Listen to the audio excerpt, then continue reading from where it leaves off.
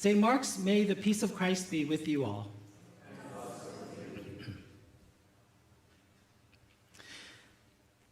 There are many gadgets and gizmos on the market today designed to help you catch more fish. For example, this is the Venterior fish finder that uses the latest in sonar technology. It's a handheld device that sends sonar signals down into the water all around your boat that instantly tells you where the fish are moving about. Not only that, but it can tell you the size of the fish that's around your boat, also the temperature of the water. It will even show you the contours of the bottom of the ocean, all on a nice color LCD screen. With a price tag of $85.99 and a 4.5-star rating on Amazon.com, the Sonar Fish Finder is a must-have item for those of you who are serious about catching fish. The next fishing gadget for fishing enthusiasts is this electronic fishing reel. This particular model is the Tanacom 1000 made by Daiwa.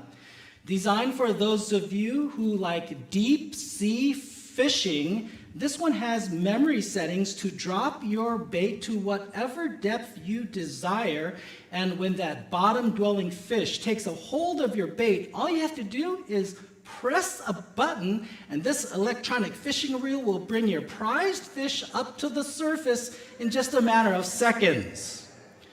For those of you who like to go fishing with one hand on the fishing pole and your other hand holding your favorite beverage, the Daiwa Tanacom 1000 is the perfect gadget for you or a loved one. Starting at $800 and, again, a 4.5-star rating on Amazon.com, order yours today.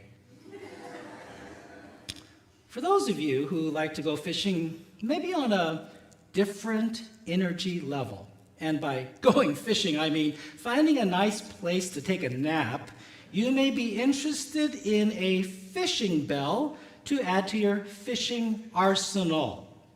Just attach this little bell to the end of your fishing rod and cast your bait out into the water, and when a fish takes the hook, it will make this nice jingly sound to wake you up from your slumber.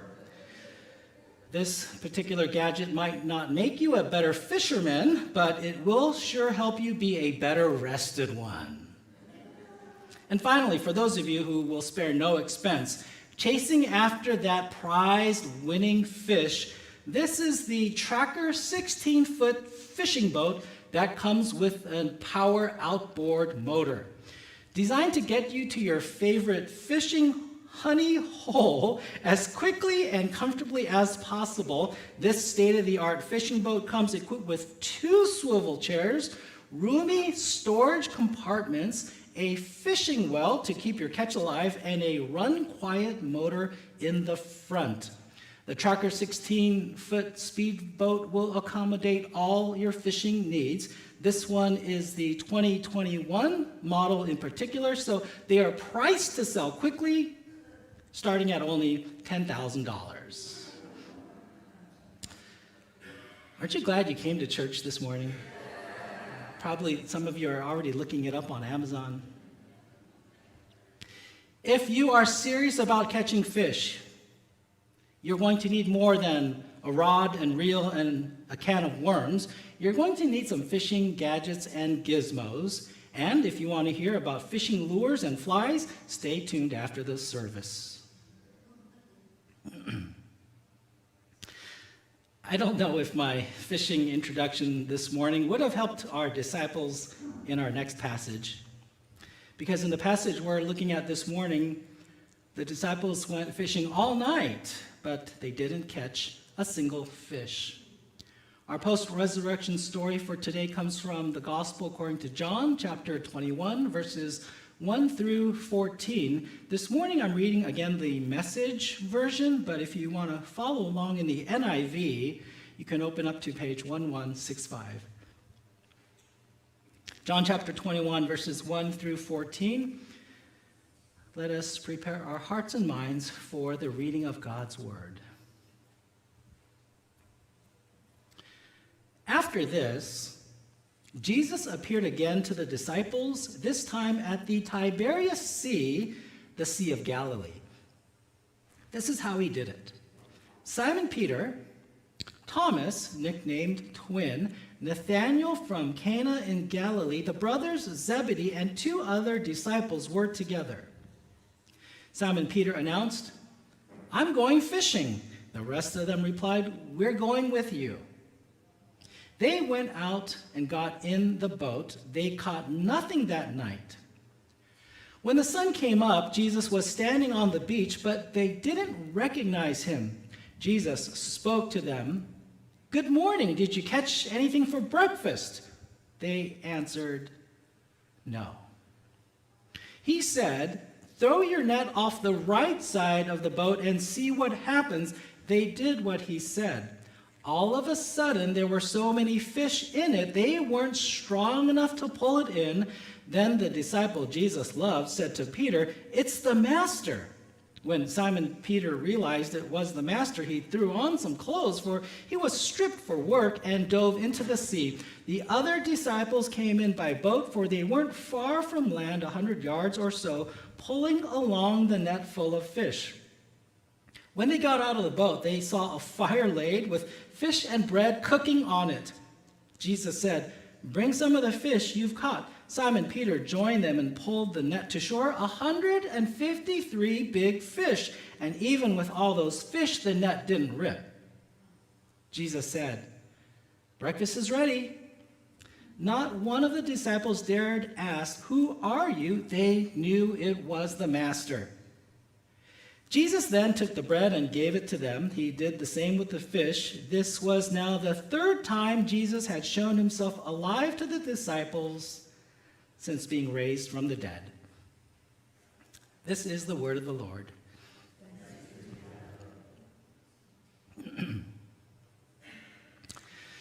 This is now the 3rd post-resurrection story that we've looked at so far. The 2 others we looked at took place on the day of resurrection in or near the city of Jerusalem, but this morning's passage took place more than 100 miles to the north at the Sea of Galilee. The Sea of Galilee was also known as the Sea of Tiberias. That's what the Romans like to call it in honor of Tiberius Caesar, but to the Jews it was the Sea of Galilee. To set the background of our story is an easy thing to do. To tell you the setting, well, all the information is already in the passage. Peter and 6 other disciples, Thomas, Nathanael, James, and John, and 2 who were unnamed, went back up to Galilee, where most of them were from, and tried their hand at fishing. That's the background, that's the setting. But to try and explain or to put the story in the larger context has puzzled scholars still to this day, because a fishing story after the resurrection seems a little bit out of place. So the passage didn't tell us why the disciples went fishing that day. The passage also didn't tell us what their motivation was to go fishing. But if you remember, fishing was what Peter did before he became a disciple. And here he was presumably returning to his old profession, or so that's what some scholars tend to believe. There is, however, several verses in other Gospels that explains why they were there in Galilee. So this passage we're looking at is in John, but if you were to open up to the Gospel of Matthew in chapter 28, the story of Christ's resurrection, when the woman went to the tomb and found that it was empty, there was a brief conversation with that young man dressed in white. Verse 5 and 6. The angel said to the woman, "Do not be afraid, for I know that you are looking for Christ who was crucified. He is not here. He has risen just as he said. Come and see the place where he lay." Then in verse 7, the angel said, "Then go quickly and tell the other disciples. He has risen from the dead and is going ahead of you into Galilee. There you will see him. Now I have told you." So the woman hurried away from the tomb, afraid yet filled with joy, and ran to tell his disciples. Suddenly, Jesus met them. "Greetings," he said to them. They came to him, clasped his feet, and worshipped him. Then Jesus said to him, "Do not be afraid. Go and tell my brothers to go to Galilee. There they will see me." That's Matthew's gospel. Mark's gospel tells a similar story, that the angel told the woman to go tell the disciples to go and find Jesus in Galilee. So this would explain why the disciples were in the region of Galilee. The Gospel of John, however, went a little bit further and told us what they did while they waited. Listen to the way our passage begins. John chapter 21, verses 1, 2, and 3. After this, Jesus appeared again to the disciples, this time at the Tiberias Sea, the Sea of Galilee. This is how he did it. Simon Peter, Thomas, named Twin, Nathanael from Cana in Galilee, the brothers Zebedee, and two other disciples were together. Simon Peter announced, "I'm going fishing." The rest of them replied, "We're going with you." The passage begins by telling us that 7 of the remaining 11 disciples were all together in Galilee when this story took place. Where were the other 4 disciples? The passage doesn't tell us. Who were the 2 unnamed disciples? Not exactly sure, but most likely one of them was Andrew, Peter's brother.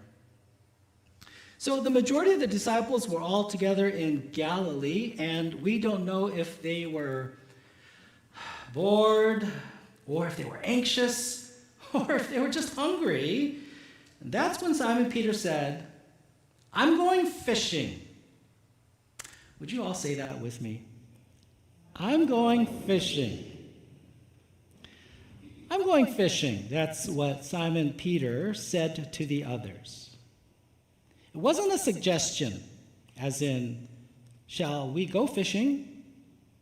It wasn't a question, as in, "Does anyone here like going fishing?" And it wasn't a motion, as in, "I move that we go fishing." Is there a second? Second. All in favor, say aye. Aye. Motion passes. We're all going fishing. Good Presbyterians. Peter simply said, "I'm going fishing," and while there was nothing unclear about those words, why we should be interested with a hint of concern about those 3 words is who said those words. It was Simon Peter, who just so happened to be a fisherman before he became a disciple. That was also true for his brother Andrew, as well as the sons of Zebedee, James and John, and probably a few more in that group of 7. Now, all of a sudden, Peter's statement about fishing might be saying something else, that he was going back to his old life, old career, old job, and calling it quits on the ministry.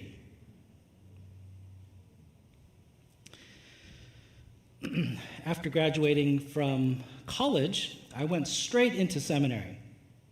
So I didn't have a full-time career before becoming a pastor. I did happen to get my real estate while still in college, but I didn't get a chance to see where that license would take me. So if I were to say to all of you this morning, "I'm going to go sell some real estate," in the same way Peter said, "I'm going fishing," you don't have to worry that I'm about to give up my day job or hang up my pastor's robe. I actually don't have a fallback career or something I can go back to if this pastor gig doesn't work out.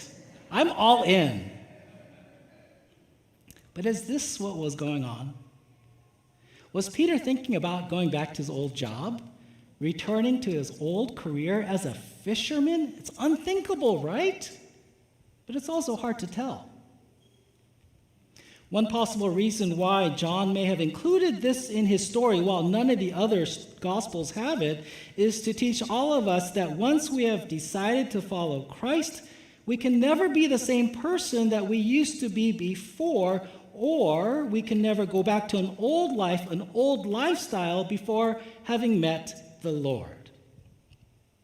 How did the Apostle Paul say it? Therefore, if anyone is in Christ, the new creation has come. The old has gone. The new is here. So, what happened next in the story? Verse 3 onwards says, they went out and got in the boat. They caught nothing that night. They went fishing all night and not a single bite. When the sun came up, Jesus was standing on the beach, but they didn't recognize him. Again, this incognito theme. Jesus spoke to them. Good morning. Did you catch anything for breakfast? We wonder if he already knew the answer. They answered no. He said, throw the net off the right side of the boat and see what happens. They did what he said. All of a sudden, there were so many fish in it, they weren't strong enough to pull it in. What could have been a story about empty nets, what could have been a story about how nothing goes right without Jesus, is now all of a sudden a feel-good story of how Jesus can fill your nets. With just a few simple words of advice, try the other side of the boat. The disciples were now able to do what they couldn't do all night, and that was to catch fish. I remember one time a few years ago, I tried to explain this passage by showing you the mechanics of this. When Jesus said to them, throw the net off the right side of the boat, it wasn't merely the difference between right or left sides of boats, but throwing the net in a completely different way. So here's me hypothetically casting a net. Since I'm right-hand dominant, I would be holding the net and the leads surrounding the net in my right hand and holding the guide rope in my less dominant hand, my left hand, and I would throw the net like this. It's a natural motion over the left side of the boat. I don't know, aft, starboard, port, I don't know that stuff. But off the left side of the boat, right? That's a natural motion. But to throw the net off the right side, as Jesus told the disciples to do, would mean switching things around. So then you're holding the net in your left hand, the leads of the net, and then you're holding the lead rope in your dominant hand, which kind of stays put, and you're throwing it this way. Feels different. Feels entirely different. Might look the same to you, but when I'm doing it, it feels weird. If you're right hand dominant, which I think a majority of us are, have you tried to do something with your left hand? A simple thing as brushing your teeth seems very awkward. You miss probably half your teeth. A simple thing as signing your signature with your less dominant hand looks like a forgery. Jesus could have simply said, turn your boat around and then try it again, but that's not what he said. He said, throw the net off the right side. And since Peter and probably the disciples were predominantly right-handed, trying to do things in a completely brand new way may have been just the point Jesus was trying to make. I heard a fantastic sermon on this passage many years ago where the preacher made this point that when something doesn't work anymore, try a new approach. He was talking about church and ministry and how when things don't work anymore in church, a program or a project, try a new approach. Try something different. Try something new. maybe even unconventional.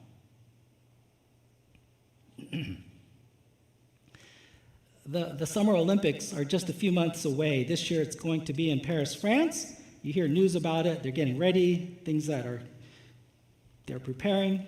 And one of the events at this summer's Olympics will be the high jump. It's a summer event. A very long time ago, the most common technique that athletes used to jump over the bar was a technique called the scissor kick method. This is kind of a diagram of what that looks like, where basically they would jump over the bar in a vertical, upright position, and their legs would kind of do a scissoring motion over the bar. I practiced it earlier today, and it hurt. It's called the scissor kick method. You can kind of see how it works. And if you see some of the black and whites back then when they did it this way, it's effective. But someone discovered a better technique called the straddle method, where if this were the bar, they would run up to the bar, and instead of a horizontal upright position, they would be not vertical upright, they would be this way, kind of going body first, and their legs would straddle over the bar, hence they call it the straddle method. This method allowed people to jump even higher. Well, at the Summer Games in Mexico City, does anyone remember when that was? 1968. An athlete by the name of Dick Fosbury, hometown, Portland, Oregon. He was trying a new technique with a very unconventional approach. Instead of jumping over the bar like previous athletes, the scissor method, the straddle method, when he approached the bar, he threw himself backwards over the bar, head and shoulders first, with his legs all the way at the end. Yeah, okay, so the picture's up. At first, no one took him seriously because his approach was comical. One commentator said his approach was comical and whimsical. So, of course, everyone wanted to see this crazy guy. But guess who set the world record that year at 7 feet 3 inches high? Dick Fosbury. In fact, they named his jumping style the Fosbury Flop in honor of Dick Fosbury. And to this day, 56 years later, this is now the only way they attempt this jump. It is the standard for this event. What inspired him to try jumping over the bar in a completely different way? What inspired him to try a completely different approach? Well, I don't know about the high jump, but when it came to fishing in the resurrection, Jesus told the disciples to try a new approach. When the old methods no longer work, when the old patterns no longer fit, when the old traditions start to bog you down, what might be the Fosbury flop for the churches today? What might be the Fosbury flop for St. Mark's today? Pastor and author Rick Warren, the pastor of Saddleback Community Church, located in Lake Forest, California, he was giving a talk at an evangelism conference many years ago, and at the conference he shared several lessons he learned from his father, who was an avid fisherman. He said his father taught him, among many things, if you want to catch fish, you have to go where the fish are biting. Successful fishermen, fisherwomen know you don't look for the most comfortable spot on the lake and fish there. You go to where the fish are biting. That's true with evangelism. If the fish aren't biting on the surface, try going deeper. If the fish aren't biting around the edges, push out into deeper waters. Go where the fish are biting, not where they aren't.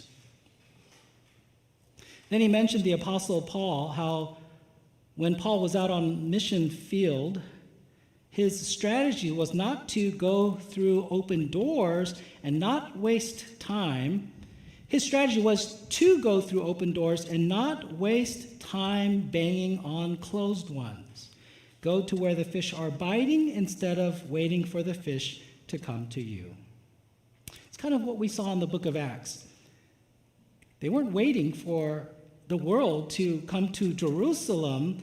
The church went out into the world. Another lesson from fishing that can apply to the way we evangelize and share the gospel is to know, what are the fish biting after? I remember going fishing with my own dad. This was when I was just a little kid. We would go out to the pier, Manhattan, Hermosa, even Redondo. Would be him, me, and my brother. We would find a spot, set up our chairs, bait our hooks, and cast out into the water. But after what seemed like eternity, the fish weren't biting. But the other fishermen, just a few feet next to us, they were pulling up fish after fish after fish. So my dad would walk up to them and ask, well, what is the question to ask? What are you using for bait? That's when we found out the fish weren't interested in anchovies that night. They were going after squid. So we'd go to the bait window and buy a packet of frozen squid, and soon enough, our buckets were full. You have to know what the fish are biting after. Jesus knew this perfectly. He knew that the people of his day and age weren't interested in religion. They weren't interested in more rituals. They weren't interested in more rules and regulations. They were looking for what? Relationships. Spiritual relationships with their Creator. The religious leaders of his time, however, kept pounding down on the people how they had to be perfect. But what attracted people to Christ was the way he told these stories and narratives of people who were less than perfect and got second chances. Stories where the heroes and heroines of the parables were these outsiders, these misfits, down and outers, tax collectors, sinners who got a do-over, outsiders who were invited in, and he gave them the possibility to think that maybe there's room after all in the kingdom of God for me. Try throwing your nets on the right side and see what happens, Jesus said to his disciples, and the nets came up full. Try a new approach. Try something unconventional. Try something different, not just to be different, but if that will catch someone for Christ and bring someone into God's kingdom, isn't that worth a try? So what does that look like for all of you? What does that sound like? For some, maybe it means getting out of your own comfort zones and not waiting for the fish to come to you. For others, maybe it means trying different bait, trying different approach. Maybe some new fishing gadgets will help. Maybe some new fishing gear and equipment too. And when the risen Lord comes up to us and asks all of us, have you caught any fish? May our nets be full and teeming with fish. And all God's people said,